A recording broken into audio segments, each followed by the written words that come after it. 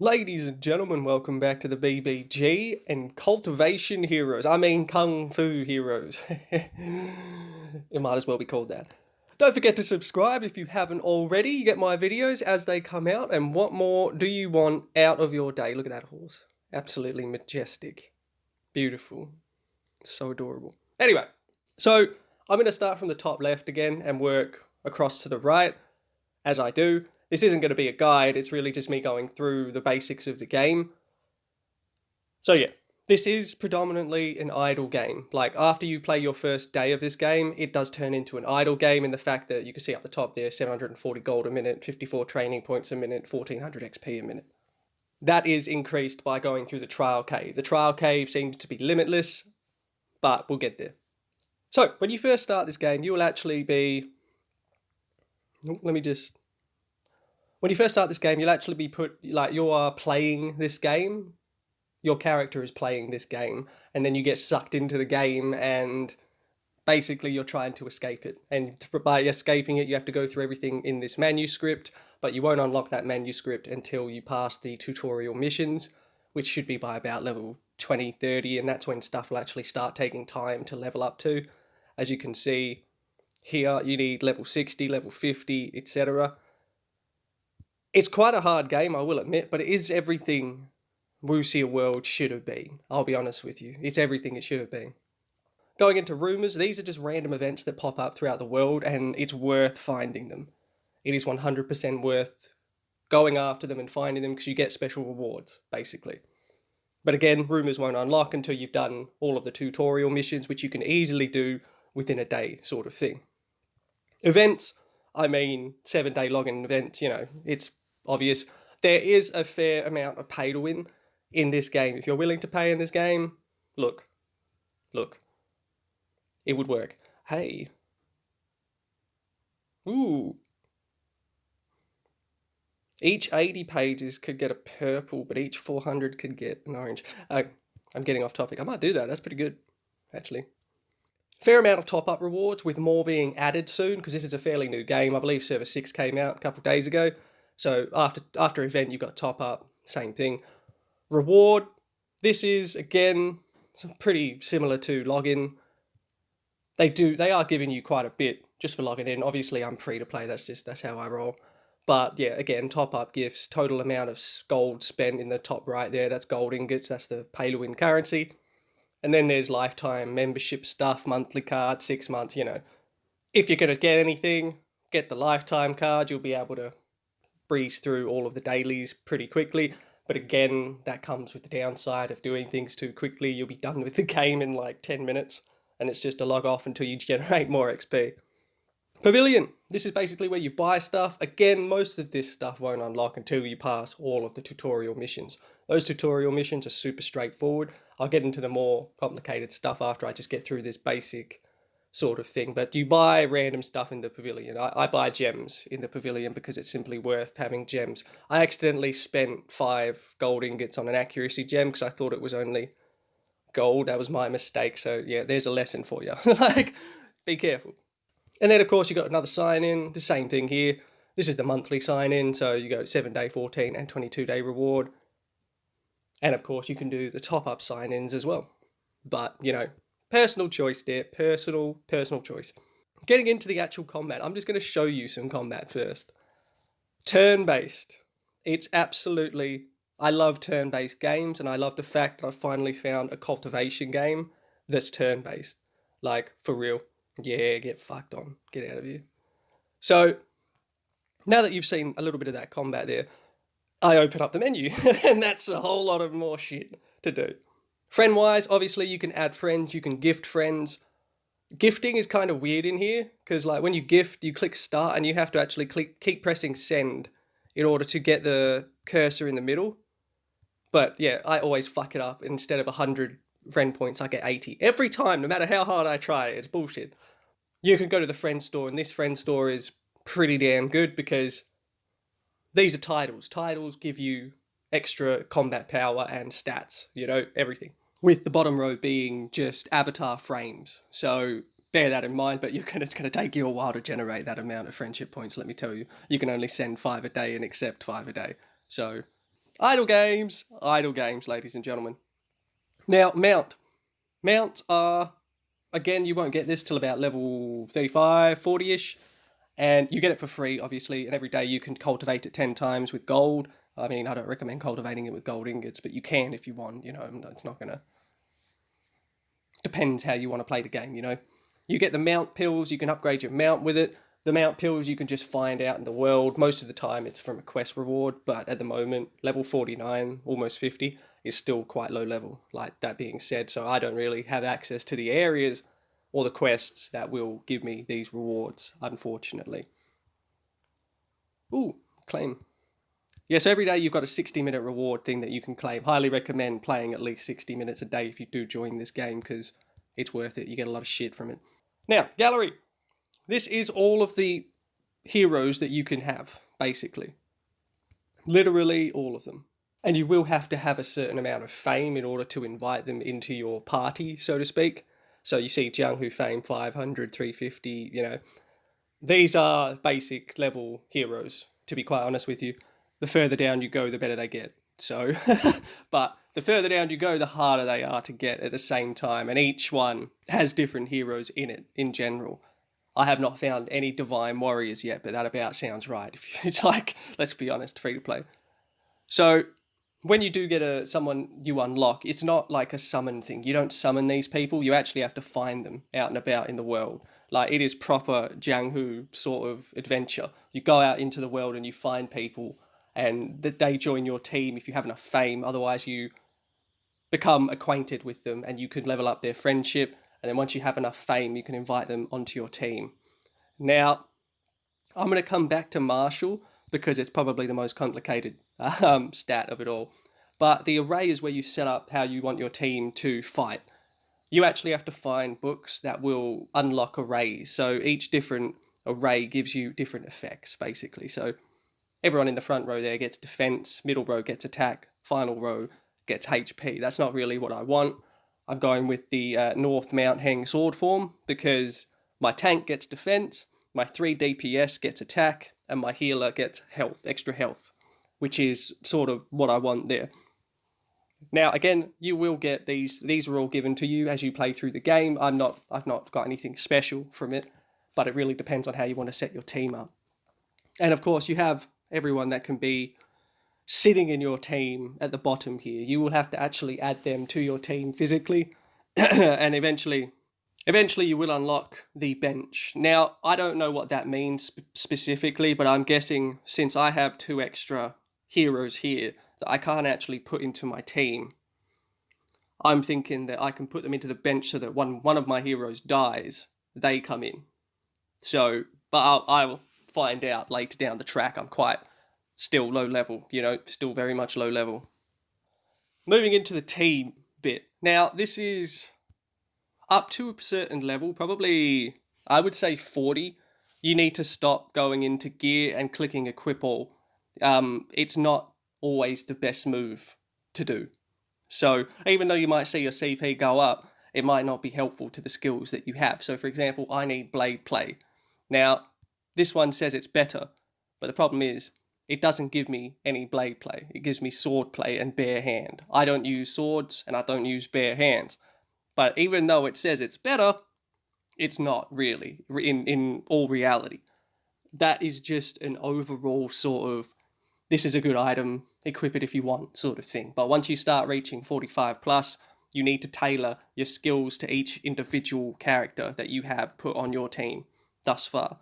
It needs to be done. Like, for example, for my Ime disciple, or if that's how you say it, I have focused on giving her healing because she is my healer. And I don't need her to have anything else. I don't require her to do damage. I just need her to be good at healing. And so that's what I've aimed my items at. So even though here it says that, I've got 5 items here that are better, technically, they're not. They're not better. It ruins my healing. It halves my healing, in fact. And that's just one of the, I don't want to say lesser known facts, but it's quite overwhelming when you open an item and you see this. It's just like, the fuck am I looking at here? But you do have to just sit there and be like, okay, how does this be better for me? So you see this item lowers my healing by 12. That's huge. That's absolutely insane. It ups my resilience, but as a healer, does she really need resilience? So those are the sort of decisions you're going to have to make, I should say. Choose good decisions, I guess. But yeah. Same goes for everybody else. You will get this orange character for free. She's amazing. She's an all-attack character. It's beautiful. It's absolutely beautiful. Now, I'll go into the talents. Talent, this, I can't actually do it yet because, oh, fuck. Oh, I did. Oh, my. What have I done? I shouldn't have done that. That was a waste. But for the good characters, for example, this one, need to reach level 100 in order to upgrade her talent because she is an orange character sort of thing. The others, that I can actually upgrade them, but I'm not going to. They are only green characters. Yes, it does give me more HP, attack, and defense, but frankly speaking, like, it's incredibly expensive on the hero talent pills, and those, you only really get a bulk amount of them every 5 levels in the trial cave that I'm currently in at the moment. So I will push through that down to floor 100. Hopefully I will win, but we'll see what happens. That's really how talent works. I haven't gone fully into talent because I really, really want to get her to the next one because obviously she's the best character I have so far, but I also need to do the storylines in order to find more characters, basically. But it comes at the thing where it's like, I need minimum level 50 to start the next quest of the storyline, and that happened at like level 43, so you've got like 7 levels in the middle, and that is going to take a day to sort of get through because there is a limit to the amount of XP you can farm a day. Down in the bottom here it says EX. My limit is 295,000. It seems like a lot, but when every fight is 4k, it goes up really quickly and it just gets quicker, sort of thing. But yeah,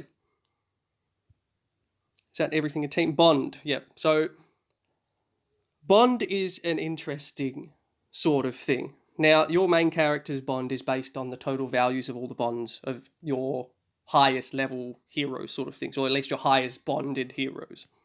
So getting a high bond in your hero is very much required because it actually increases their growth rate.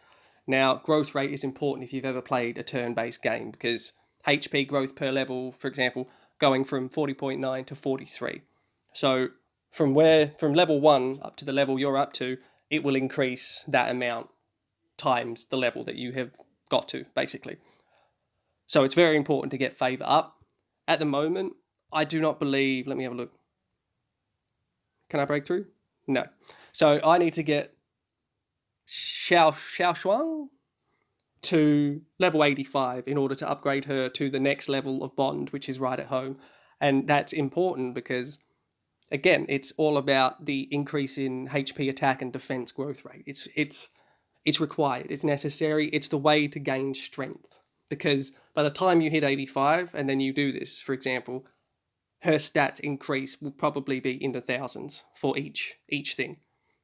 And that's really what we're aiming for here. But again, I have to get it to 85 first.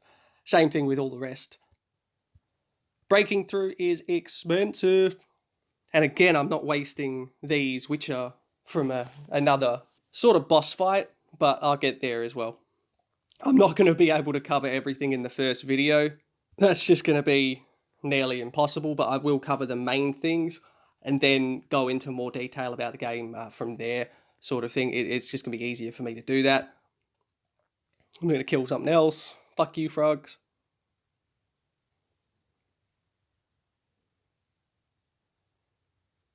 Get destroyed.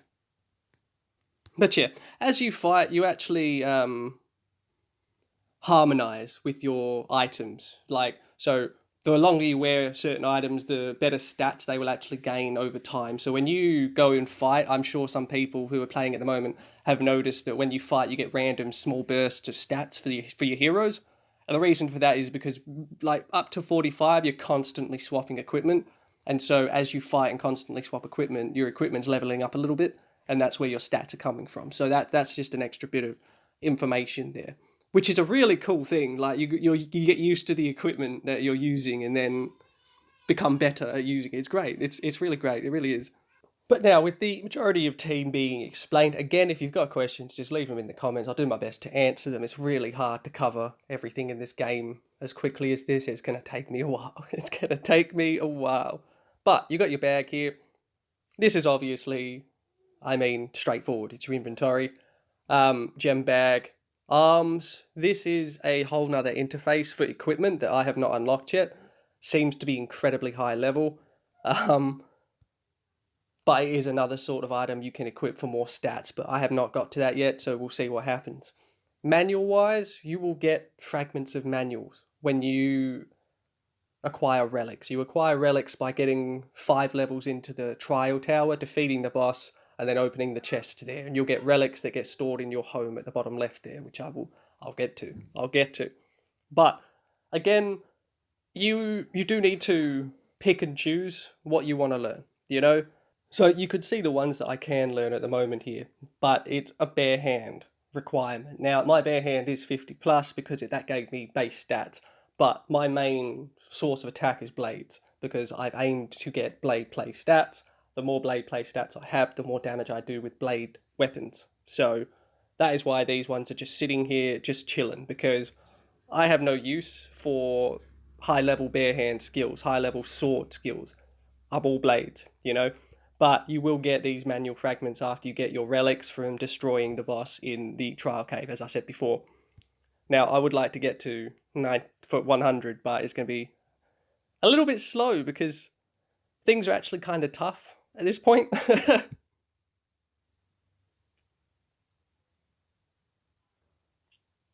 But I highly recommend when you go through the trial cave, hit up every chest that you can, like for real.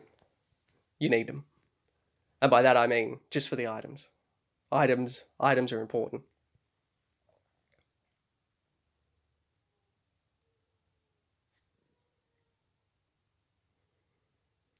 And the little green thing is basically just to heal. It'll just heal you. Another great thing is that you don't need to use items to heal in general. If your guys are damaged, you can just get hurt and then there's a little green button that pops up that says heal. You click heal and your guy will sit down and heal until, ooh, what's this? Ooh, hello. It is fate that has brought us together today. I will guide you. I want to learn. I give you this treasured manual. Are you fucking kidding me? Green? Reclusive master, my ass. Fuck off. Get out of here.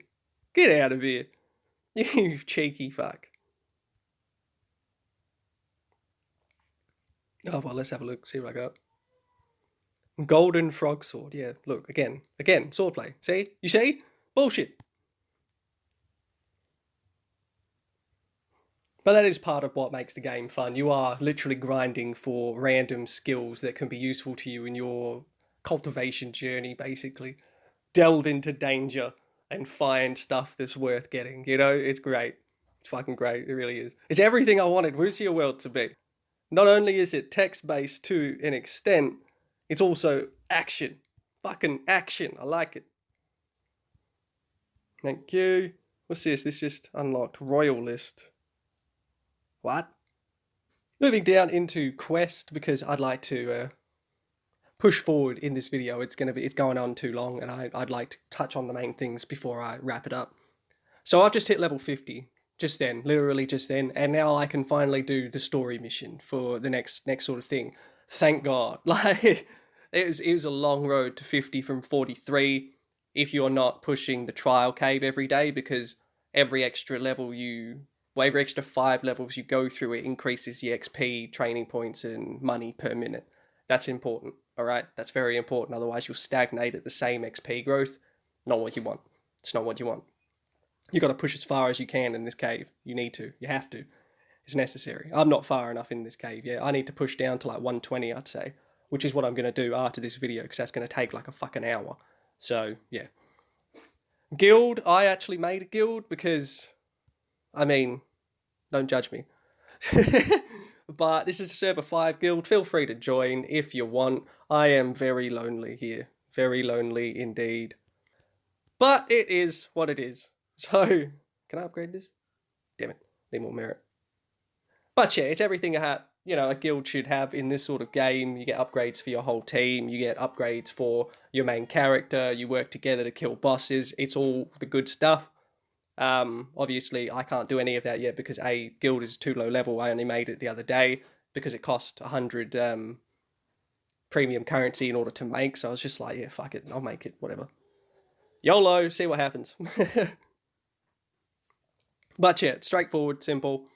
The store, again, take this how you will. Recut. Oh yeah, fuck that. Use it to get 40,000 smell points. Jesus. Oh, is that the skin store as well? Ah. Yeah. So there's a lot. There's a lot. This is very much the pay to win sort of store. Maybe the skin store isn't, but I don't know where you get those feathers that they're asking for there. I'll be honest. Ah, yeah, that's cool. 700 peacock feather. I don't know where to get peacock feathers, so if anyone knows that one, feel free to tell me, because I don't. But yeah, as you can see, my main focus has been my main character and my orange character, with a little bit of extra focus on the healer, purely just so my tank survives, because my tank heals himself and increases his own defense. Now, you will get that tank as well, just a martial artist. You get him through doing the quests. Highly recommend you do change him to your main tank, purely because his spec is healing himself and increasing his own defense. It's some good shit. Some good shit. And there you go. That's the healing thing. So I just sit down for an X period of time, heal. All my guys are healed. Beautiful. Now, system is quite straightforward. I think I have to receive. Thank you. Thank you. Thank you for the points. So now I'm going to go back to Marshall. Marshall is. This is where it's at. This is where you choose the skills that you want to use when you're in combat. It is. You need to be on point with it, so to speak, depending on what you're doing. Now, the manuals you learn yourself through those manual synthesis that I just showed you, and what that book that guy just gave me, those are self skills. So you can train them out and about.